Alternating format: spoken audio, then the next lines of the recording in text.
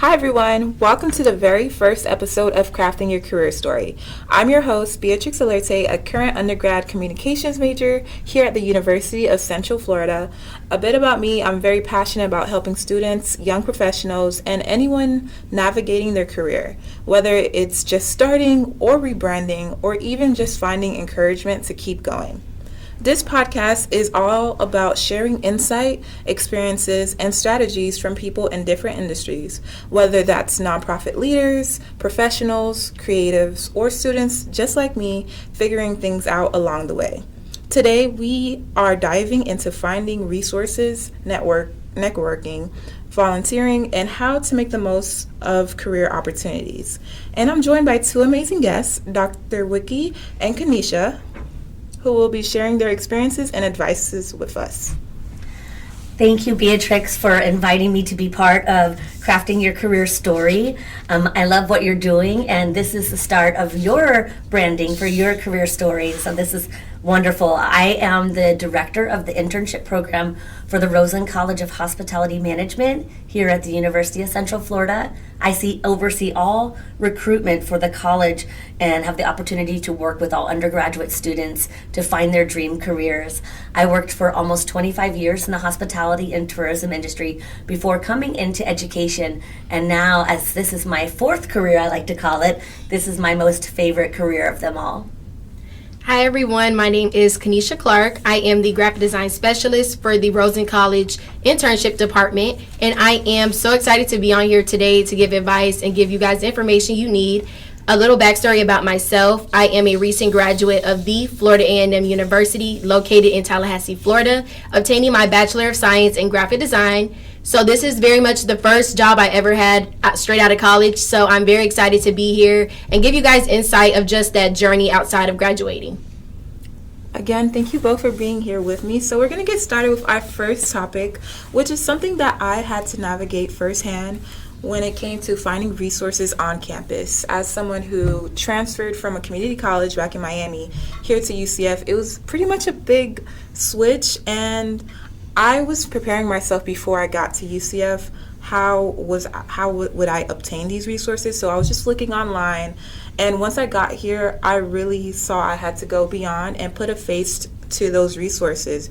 So I often walked into different buildings and just asked the people who work there, what do they provide? What service is here for students? And that's really how I started becoming a bit more resourceful. But again, what really surprised me is how much things are available the more you ask questions. And one of the most recent things I found out was that most college students are eligible for EBT. And that was really amazing. So, Dr. Wickey, the first question is for you. What are some of the best ways for students to find and take advantage of their campus resources? So thank you for saying that and for pointing out to use the campus resources. That's number one. Now is find all of their social media channels.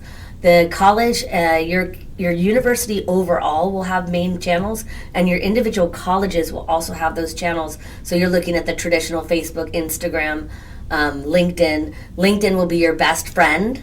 Here at the Rosen College of Hospitality Management, we developed a platform called the Hub, and so we post all of the job opportunities, career opportunities through the Hub. So some of the best ways to find is just to take a minute and dive down, look through the social media pages, any of the student organizations that are interested to you, follow their social media. Just make sure that you're spending just as much time looking at career opportunities to advance your career that you are and watching TikTok dance videos. Yes. No, I totally agree. Kanisha? I definitely agree. Just a backstory, that's the story I told Jessica before getting here. I spent the summer, I deleted Instagram basically during the summer of my last undergrad semester, and I deleted Instagram and made LinkedIn my new Instagram. So instead of just hopping on Instagram when I immediately woke up, I was hopping on LinkedIn to see the new notifications of jobs opening up. So I definitely think that the best way to take advantage of resources is looking into Instagram, using social media, because social media is the biggest thing right now. And like you said, TikTok is basically the new Google as well. So if you want to jump on TikTok to find new people to connect with as well, you should take advantage of everything just to get to where you need to be. No, honestly, I personally agree with you both. I also wake up on LinkedIn. That's what I check my email because there's really so many opportunities and people post it there first and then it goes on the other main channels and streams. So if you're already on there, you're one of the first responders. So we're going to move on to our next topic, and this is something that's personally been a huge part of my journey personally, which is volunteering and networking. I love to volunteer and basically sharing what I like to do, but my main focus when it comes to volunteering has been mentorship, as I believe as you further advance you should pass the baton on. And I, again, more specifically focus in youth and creative spaces, as I am often in those spaces and I know how hard that journey can be sometimes. So beyond giving back, I realized that volunteering isn't just volunteering. It's been a major way to help me step outside of my comfort zone, and it really connects me to a lot of different people from different backgrounds, professions, and it also opened up doors that I never expected and opportunities that I didn't even know exist, or I wouldn't think that I would be someone to chase after that. So, Dr. Wickey, why do you think volunteering is valuable, and how can students use it to start careers, open up new careers? So thank you for that. So not only is volunteering very important for your soul, when you give back to your community, when you give back to your university, you give back to your other student population, you're giving time, and the most important and valuable resource is time. And so giving that back, it really does. Also along the way, you'll pick up mentors, you'll increase your skill sets by learning new things, you'll advance your resume, you'll have other things to put on your resume. Additionally, when you're volunteering and you're finding mentors and you're meeting with new people, you can find a mentor for almost every part of your life. And sometimes a mentor will be older than you, sometimes they'll be younger than you, sometimes they'll be a completely different industry that you're in.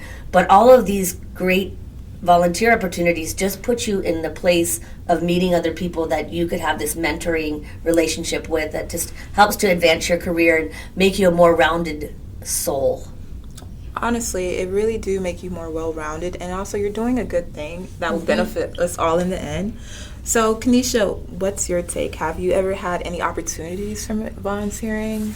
So I completely agree with Dr. Wickey. You're gaining a lot from variety of people that you're not mentoring, but volunteering with.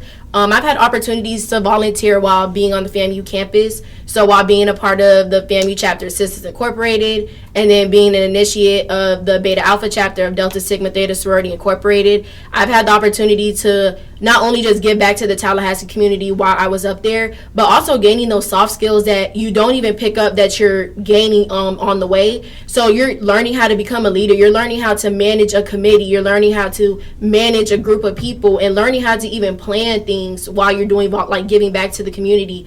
So I definitely agree that volunteering is not just giving back and gaining something for your soul, but you're also gaining a lot of soft skills that you won't even notice until you're either applying for something or you're even talking to people and you notice, oh, I was managing a committee, or I was planning a big a big event for others. So I definitely agree, and especially not mentoring, but also networking with people. Just a simple conversation of just asking, how did you hear about this opportunity?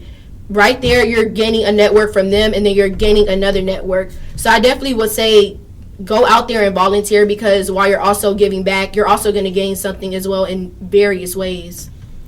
Thank you so much for sharing. But you really said a really interesting point about the soft skills, and I want to hit on interpersonal skills, because I feel like that's something a lot of students, they often struggle with. Mm-hmm. And oftentimes, yes, it's about those hard skills that you do have, but those soft skills are really important. Do you have any advice when it comes to building that soft skills, those interpersonal skills? Yes, it takes practice. So when doing things like this, just sitting around and having a casual conversation and a podcast, that's practice, right? Going and introducing yourself into a room full of people is extremely intimidating, and it takes practice. So you practice that when you join your student group and you practice. You should practice your elevator pitch in the mirror in your bathroom or your bedroom a minimum of 50 times. Over and over and over. See what your facial expression is doing. See what how your voice is sounding. And then you'll get more and more comfortable with it. And then practice with your friends. Mm-hmm. Schedule that time to have it down so that when you do walk in a room, you have confidence. And know that everybody else is probably feeling a little odd too. And so don't walk in when you walk in with that confidence, but it takes practice. Have you heard the term of the superpower pose? Mm-mm. No, I haven't. No. Okay, I'm going to stand up now. People, you can't see me. I'm on a podcast. But this is it. Before you go into any big event, interview, anything like that, you stand like this, and I'm standing up with my hands on my hips. I'm standing tall, and you smile really big for like 30 seconds. It works. And you smile and smile. I got this. I got this. You go in, your endorphins are changed. They're completely changed. And you go in feeling really confident with your head held high because for 30 seconds, you have your head high, you're breathing good, you're going in, your shoulders are up, you're standing straight, you feel different. So practice those little things like that. No, that was a lot. That's something I need to go check on. Thank you for dropping that gem. Now we're going to move on to our next segment within this podcast, which is something that a lot of students don't really take full advantage, which is building relationships with their professors. And I'm going to be honest, it was a bit intimidating for me at first. The first time I ever went to office hours throughout my whole undergrad journey, and I'm a senior now, was fall 2024, and that was last semester. Because I did most of my degree online or hybrid, I didn't really have a connection with my professors, and I was in those general classes, and I already know what my major is, so I was more prone to the classes that were leading towards that. But after transferring to UCF and I really got into my major, I realized how important those connections are with my professors, especially because they are actual professionals in the field that I'm trying to go into. So they have a wide variety of a network. So now that I've been going to office hours, it's been really refreshing, and I feel supported and understood a bit more about like my career path, and these are potential mentors that I have, and it literally opens up a bit more of opportunities. So Dr. Wickey, you are a professor. So from your perspective, why should students make an effort to connect with their professors? That is such a good, valid point. Have you ever heard of the term, the squeaky wheel gets the grease? No. Or the barking dog gets fed? No, I like that. Yeah, so that's advocating for yourself. You have to speak up for yourself, because if not, nobody knows what you want. And just by literally saying, hey, I'm interested in, I'll give the example. I went to speak to your class. Kanisha and I came to speak to your class, your Intro to Entertainment class, right? Yes. And I did one small little activity, started out one small, we did a few, and I asked for any volunteers. Immediately your hand went up first. So we got to work with you to find out what your career dreams. Now I know what your career dreams are. So it's networking 101 is not about who you know, it's who knows you. So you need to put yourself out there, and by introducing yourself to all of the faculty, telling them your career dreams, you now have an army of other people that are literally looking out for what opportunities they can give to you. Because every educator that's in the university wants to help students. Not only does it make your career great, but it makes us look really good too. No, thank you for that day. It was really good. I'm very happy that I did raise my hand. I was a bit nervous, but the word of advice, just raise your hand and just do it, everyone. If you didn't raise your hand, we wouldn't be here today. We would not be here that's very amazing. Listen, folks, for the listeners, literally Beatrix raised her hand in class and participated, and now we're on a podcast. Exactly. Okay, now Kanisha, have you ever had any experiences from where you connected with your professor and it helped your career or academic or professional journey, or all in one? All in one, honestly. So at FAMU, in the graphic design community, where the curriculum, there's only a couple professors. I want to say probably a handful. So I will say that was an advantage to get closer and kind of connect with those professors. I grew close to both. One of my professors, her name's Alicia Hope, and then Anash Gill. Both of those professors, I would say, played a major part in my academic career. Alicia Hope saw me from the freshman graphic designer, where I didn't have a clue what I was doing, and then she's seen me from graduating to being at my highest. And then Professor Anash Gill, he was the one that made me realize, okay, I need to get a little more cleaner with my work. I need to actually focus on my portfolio. And just gaining those connections, and like you said, going to those office hours, going to those portfolio reviews, and just hearing the honest, brutal truth. If I never took that step and said, you know what, I have to put my feelings to the side and listen to what he has to say, I wouldn't have this job today. That's the start there. I wouldn't have the portfolio I have. I wouldn't even have the skills and just the mindset I have today.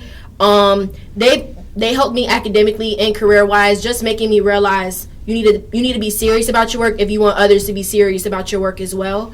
And because of their help, they connected me with so many resources. So they were able to connect me with a Google course where I didn't have to pay, and I was able to gain certification within UX design and digital marketing. So just taking those steps, I wish I would have took those steps a little earlier in my college career, but just taking those steps regardless of where you are in college will make a major difference in your life. You don't realize it yet, but you needed a sign. This is your sign to go to those office hours, go to that portfolio review, or go to the internship department to look at your resume. It's just so many ways just to put yourself on a higher level. No, I truly agree. Like, there's so many offices that are here where it's like they're designed to help you. And honestly, after undergrad, people pay for these resources. Yeah. So honestly, like, if you can take advantage of all of this, you're paying for it in your tuition, their career resources, they will help you because they know what these professionals, what these employers are looking for, and you have the time to use that to your advantage. So as we reach one of our final segments, maximizing summer internships. Summer is approaching fast in about a week, yes. 2 weeks. It's approaching fast. So let's talk about internships and career building opportunities, because internships, it can be quite scary. Some people have them already, and some people still haven't gotten an internship. And some people, they don't see why do they need an internship. They'll just focus on getting that degree. But internships, they really can serve as that gateway, and it could go beyond that at your internship. You can really maximize your opportunity. Even though you're there for a summer, what are you doing beyond the task that you are assigned? Are you taking advantage of potential coffee chats? Did you get a mentor? Are you looking for a mentor within the company? How can you maximize your time if you have an internship? So, Kanisha, we're going to start off with you. Can you start by sharing any advice on how some students can make the most of their internship? Like you just said, taking that extra step to schedule that coffee session, just having the courage to go outside of the tasks that are given to you, just to make those connections with those employers. I had a summer internship where I feel that now I should have done more instead of just coming to the internship, doing what was tasked to me, and then going straight back home or going to my next thing. So I definitely would say take that extra step in asking your employer, hey, can I sit in this meeting with you? Or, hey, is there a project that you might need help with? That's something I definitely wish I would have done. But also just making that connection, making sure you connect with them on LinkedIn. And then outside of the internship, once it's completed, make sure you're taking that extra step to even just send an email saying, hey, just thinking about you. Are you available for a coffee chat just to catch up? I'm still connected with those internship employers till this day. I just reposted one of my fellow classmates was looking for a job, and I reposted, and Lord behold, the person that I was working underneath, she literally commented and was like, oh, one of my past interns, Kanisha, just reposted this, so I'm gonna comment under here just to help you get better reach. Just staying connected and just reaching out goes a long way. So I definitely would say just keep putting in effort. Just don't go to the internship just to go and get your paycheck and just go home and get the credit. Like, it's so much more that you could gain from the internship, and you could gain a full-time position too. So that's something to think about as well. No, very well said. Like, you never know where these connections could lead you. And just to share a little bit, it was about a month ago. There was an email sent out about a potential a symposium that was happening for professors, staff, and faculty. And I got the email, so I was like, I must be eligible. So I RSVP'd and I went, and I was literally the only student in the room, and I saw two of my professors, and they were like, Beatrix, what are you doing here? And I'm like, oh, I'm just here to learn. And it was from 8 to 4. There were so many different breakout rooms, and I went to the breakout rooms that really spoke out to me. So alongside with my passions, I'm very passionate about experiential learning and global learning. So there was a breakout room which was to help inform professors how they could turn their classes to a high impact class. And I'm also enrolled in high impact classes, so I have to do service learning. So we volunteer about 15 hours outside of our class, and basically we do that part of the course load. So that breakout room, it really broke it down to professors and showing them how it's a great opportunity. And the person who was leading it, Professor Rodriguez, she was also a part of the high impact and over the experiential learning department. So I got to meet her by just going to that event. And there was the showcase, the Amy Zane showcase.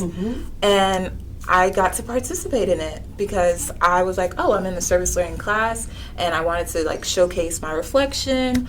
And so we met that Thursday, and on Monday there was an email that was sent out about potential internships abroad, and I went through it, and the same person who's hosting it was the same professor I met on Thursday.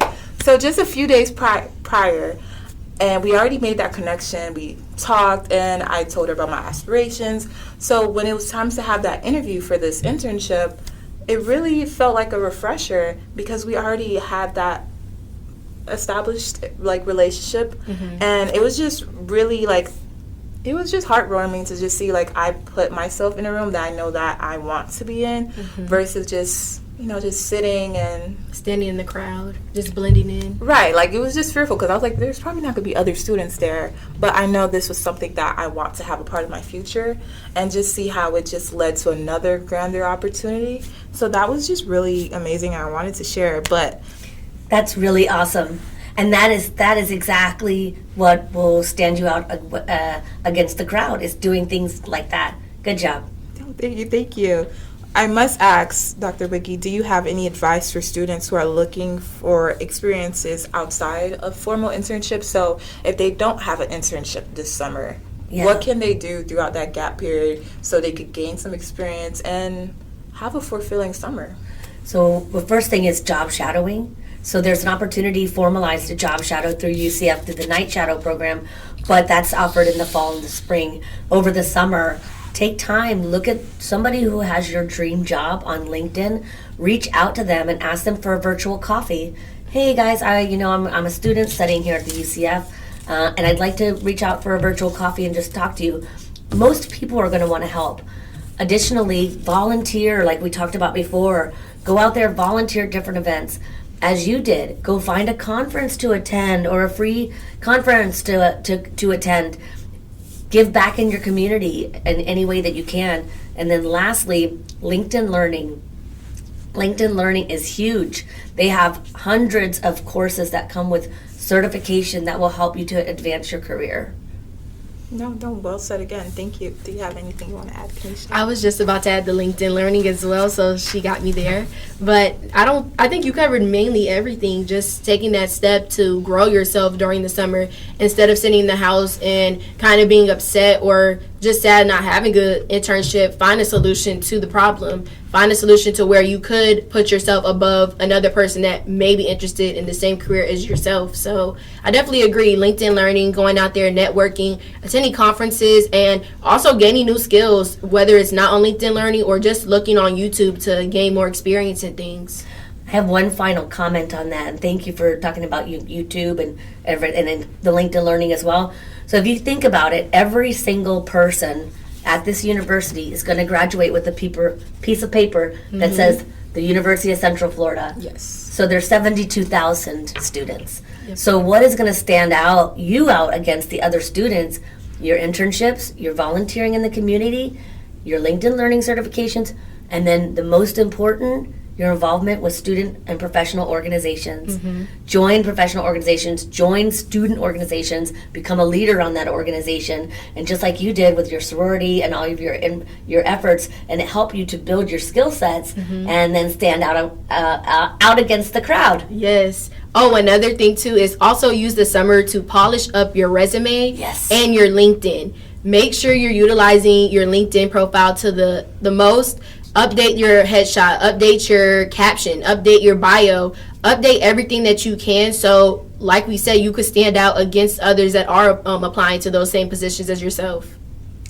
You guys said so many great gems. You guys, I hope you guys are writing down notes because this is really going to change your life and really help you craft your career. But before we wrap up, I want to do something a little different. We're going to play a little game. So I have a bunch of quotes that I've cut out. They're inspirational, and we each are going to pick one out of random, and we're going to read it out loud, and then just share a quick thought. What does this quote mean to you, or does it relate to your career journey, creative process, or where you are in life? So I guess go ahead and pick first. Kanisha, you want to go first? I'll just pick mine first. Okay. All right. Let's see. Oh, I could definitely go first. Okay. All right. So mine says, doubt kills more dreams than failure ever will. I definitely agree with this because Who's the author? Susie, I don't know how to say her last name, so apologies. Kasim? I'm going to say that's the last name. Apologies if you are listening. But I definitely agree with this. Doubt does kill dreams more than failure ever will. Definitely after graduating, you always have that thought. I didn't have a job lined up at first, so I definitely allowed my doubt to take over my thoughts some days, just making myself think I wasn't a good designer or maybe I'm not equipped for this career. And with that doubt, it made me knock down on my self-esteem when it came to design. But then just having that moment to yourself where you have to believe in yourself. Your confidence is going to take you so long in the long run. So I definitely say doubt does kill dreams, but you have to remember you're the author of your book. So if you allow doubt to kill your dreams, you're only missing out on opportunities for yourself. I almost allowed doubt to not allow me to apply for this job, and look at me now. I don't even know where I would be. So please don't allow your doubt to kill your dreams. Always take that step and just take that jump. It's the biggest risk you could take is just doing it. Just do it. Yes. Like it. So mine is from the amazing Nelson Mandela, and he says it always seems impossible until it's done. And I love this quote because Nelson Mandela is one of the great leaders of the world, and will be known for that until eternity, for generations. And something that means to me is that everything seems impossible, but what if you knew you could not fail? If you know you can't fail at something, would you give it your all? So why don't we do that in everything we do? Yep. Instead of going in with the mindset that this is impossible, change it to I am possible, right? Like Instead that. of impossible, I'm possible. And so, when it seems impossible, it always seems impossible until it's done. It means just taking that first step and going for it. Oh, very nice.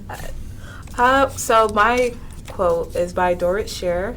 Your career is your business. It's time for you to manage it as a CEO. Wow. Yeah. You got one. You got the right one. This is really relatable, especially for right now, as this podcast is me crafting my career story. It is. Being able to create and produce my own content, and in an inspiring way that feels fulfilling to me, because there's so many different streams that you could do content, but this just feels the most aligning to me, and that I can share with other people where I know I'll leave them motivated or potentially inspired, and that's what I really aim to do. But I hope you guys enjoyed this little game. I did. That was super fun. Keep this. And everyone, so this is a wrap of the very first episode of Crafting Your Career Story. I want to thank you, Dr. Wickey, and Kanisha for joining me today and sharing so many valuable insights and advice, especially for the viewers who are listening today. And again, thank you everyone who is listening, whether you are a student, young professional, or you're just looking for that career motivation, that extra push. I hope this episode gave you something to think about. And if you guys have any socials that you guys want to... Yeah, follow me on LinkedIn at Dr. Jessica Wickey Bird, B-Y-R-D.